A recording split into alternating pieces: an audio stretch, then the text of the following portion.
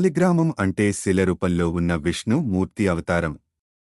అవి ఎక్కడ పడితే అక్కడ లభ్యం కావు. హిమాలయాలలో నదీ ప్రవాహంలో చాలా కొద్ది చోట్ల మాత్రమే లభిస్తాయి. అందులోనూ చాలా రకాలున్నాయి. నేపాల్లోని గండకీ నదిలో లభించే ఈ సాలిగ్రాములు ఎంతో పవిత్రమైనవి. సహజంగా రాతిలోనే చక్రాలుగా, అనేక చిన్న చిన్న రంధ్రాలుగా, ఇంకా అనేక గుర్తులతో ఏర్పడుతుంటాయి. వీటిని పూజా మందిరంలో దేవతార్చన డబ్బాలో పెట్టి రోజూ మడితో పూజ చేస్తారు. పురుష సూక్తం చదువుతూ సకల షోడశోపచారాలతో పూజ చేస్తారు. మహా నైవేద్యం సమర్పిస్తారు.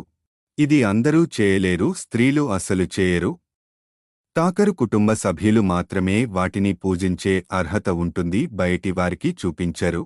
సాలిగ్రాము తులసి పూజా సమయంలో తప్పనిసరిగా సాలిగ్రాములతో పాటు తులసి దళాలను కూడా పక్కన ఉంచి పూజ చేస్తారు. సాలిగ్రాముకి తులసికి కార్తీక మాసంలో వివాహం చేస్తారు. తులసి సాలిగ్రాము అంటే విష్ణుమూర్తిని ప్రేమించి వివాహం చేసుకుంది. ఈ కథ అందరికీ తెలిసిందే. నాత్లో సాలిగ్రామ శిలకి తులసి ప్రతిమకి వైభవంగా వివాహం చేస్తారు. ఇస్కాన్ శ్రీకృష్ణ ఆలయాలలో కూడా తులసికి శ్రీకృష్ణుడికి కళ్యాణం చేస్తారు.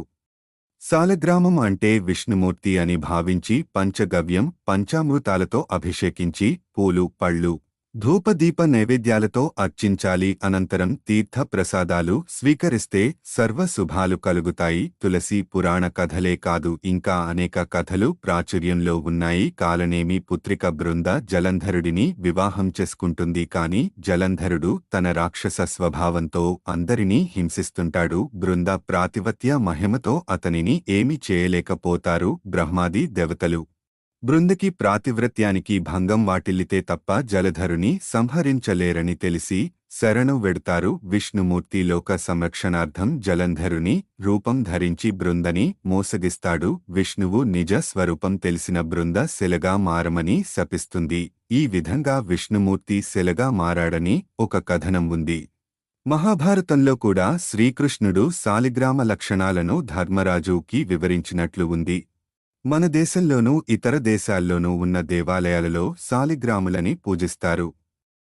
మనకి లభించే సాలిగ్రామాల్లో కూడా కొన్ని ఎంతో పవిత్రమైనవి. సాలిగ్రామాలని పూజించటం ద్వారా ఉజ్వల భవిష్యత్తుని, సంతానాన్ని, సంపదలని, శాంతిని ఇలా ఎన్నో లభిస్తాయని అంటారు.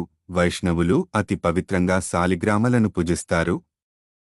కొన్ని నియమాలు పాటిస్తారు. స్నానం చేయనిదే సాలిగ్రామాన్ని తాకరు. నేలమీద ఉంచరు. సాత్వికమైన ఆహారాన్ని తీసుకుంటారు. చెడు పనులు చేయరు.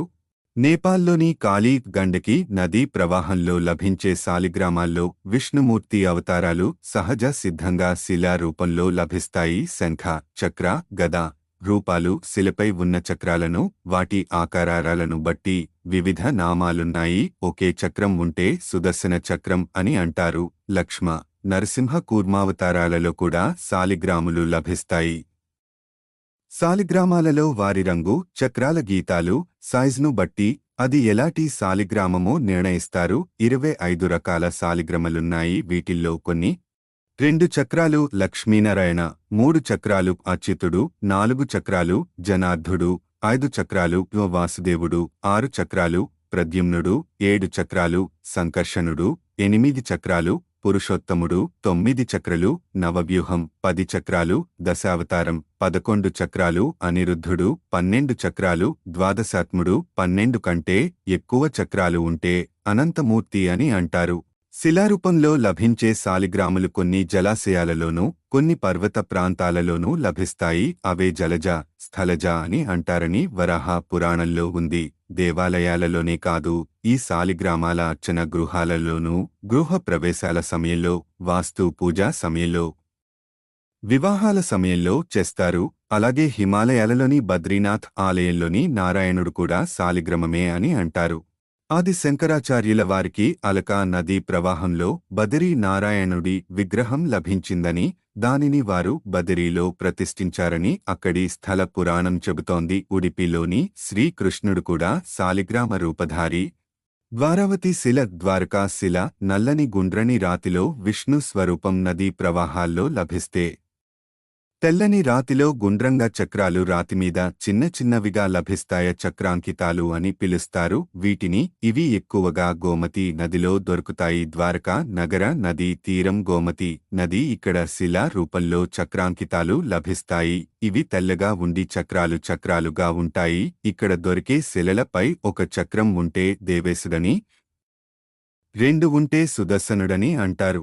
ప్రహ్లాద సంహితలో ఒక చక్రం ఉంటే సుదర్శనమని, 2 చక్రాలు ఉంటే లక్ష్మీనారాయణులని ఉంది. తెల్లటి శిలలపై లభించే చక్రాల సంఖ్యను బట్టి విష్ణుమూర్తి అవతారాలుగా పిలుస్తారు. ఒక్కో చక్రం ఒక్కో ఫలితాన్నిస్తుంది.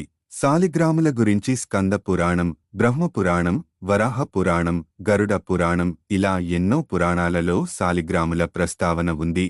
ద్వారకా శిలలు సాలిగ్రాముల లాగా అంత ప్రాముఖ్యత లేదు. చిన్నవిగా పలుచగా ఉండి తెల్లటి రాతిమీద చక్రాలు ఉంటాయి. చక్రాల సంఖ్యను బట్టి వాటికి వివిధ నామాలు ఉన్నాయి. గండకీ శిలలు వివిధ రకాల సైజులలో ఉండి వాటిపై రకరకాల గుర్తులు సహజ సిద్ధంగా ఉంటాయి. వాటిపై గుర్తులను బట్టి సాలిగ్రామ విష్ణుమూర్తి అవతారాలు మనం చెప్పే విష్ణు నామాలుగా వర్ణిస్తారు. అవే అచ్యుత, నారాయణ, జనార్దన, ప్రద్యుమ్న, అనిరుద్ధ, సంకర్షణ, వాసుదేవ ఇత్యాది నామాలు సాలిగ్రామాలకి ఉన్నాయి. ఆరాధన సౌరాష్ట్ర, మహారాష్ట్ర, బెంగాల్ మొదలైన రాష్ట్రాలతో పాటు మధ్వ శాఖ బ్రాహ్మణులు, ఇతర శాఖవారు ఎక్కువగా సాలిగ్రాములను పూజిస్తారు. ఇవి ఉన్న ఇంట ఎంతో నిష్ఠగా పూజా పునస్కారాలు చేయాలి. రోజూ నిత్య నైవేద్యం పెట్టాలి. దేవతార్చన డబ్బా పులిచర్మంతో తయారు చేసినది కాని వెదురు బుట్టలో చిన్నవి కానిపెట్టి తులసి దళాలతో పూజిస్తారు. చాలా చోట్ల అసలు సాలిగ్రాములంటూ నకలీవి కూడా ఉంటాయి. జాగ్రత్తగా చూసి కొనుక్కోవాలి. అంతేకాదు అవి దేవతార్చన సమయంలో తప్ప వాటిని ఇతర విగ్రహాలలాగా బయట ఉంచకూడదు. ఇప్పటి కాలంలో పూర్వకాలపు మడి ఆచారాలు తగ్గిపోవటంతో చాలామంది సాలిగ్రామ పూజ నిష్ఠగా చేయలేక వాటిని ఇంట్లో పెట్టుకోవటం లేదు. సాలగ్రామాల్లో 200 రూపాయలు నుంచి 1,00,000 రూపాయలు వరకు లభిస్తాయి. పూజ మందిరాలలో చిన్న చిన్న సాలిగ్రామాలకే పూజ చేస్తారు. అభిషేకాలతో పూజ చేసిన అనంతరం కొన్ని చోట్ల వీటికి అలంకారం చేస్తారు. కళ్ళు, ముక్కు, చెవులు, వస్త్రాలు, ఆభరణాలు వంటివి అలంకరించి పూజ చేస్తారు.